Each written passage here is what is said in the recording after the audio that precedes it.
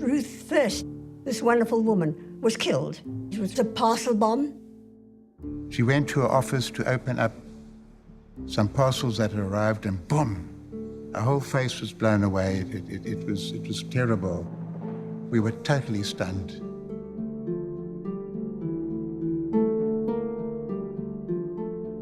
I was actually present when Ruth was murdered, and I was injured in that particular attack. So I was aware of the fact that the regime was targeting people who were not necessarily directly involved with the military work of the movement.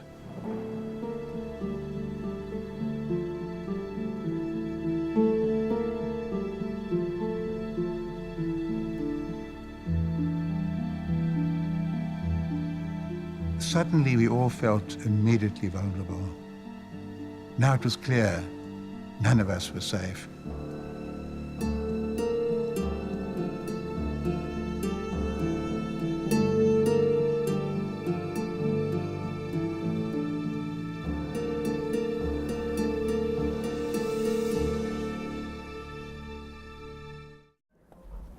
My name is Albie Sachs. For 15 years I was a judge on the South African Constitutional Court. Before that I was one of the persons who helped to write South Africa's Constitution. Before that I was in exile for 24 years. During that time I was blown up and lost my arm. A bomb placed in my car by South African security agents. Before that I was active as a lawyer in South Africa. I was imprisoned a couple of times. I think that's far back enough. The film is the story of that period in my life, but not just about me.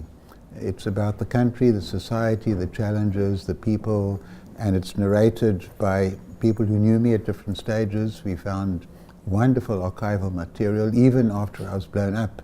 There happened to be a camera person on the spot, so it's not everybody who has their assassinations covered by TV, but that's what happened in my own case.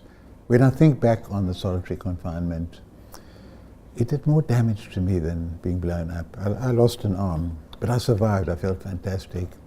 The solitary confinement gets at your soul, your spirit, your dignity, your confidence, and you never really get over it.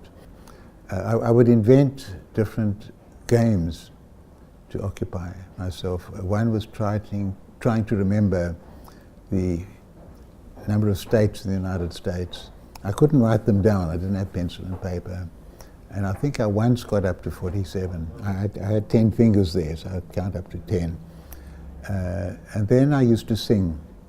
The theme song became Always. And I remember the Irving Berlin song that was used by the British playwright Noel Coward in his play Blithe Spirit.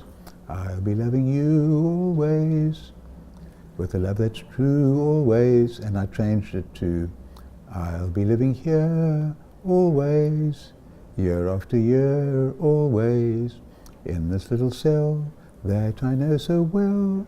I'll be living swell always, always. And I'd waltz around that little room feeling amused that this love song is keeping the spirits of a freedom fighter in South Africa alive. There are lots of things in South Africa today that are bad, and some things that are just downright awful and terrible. It's very clear.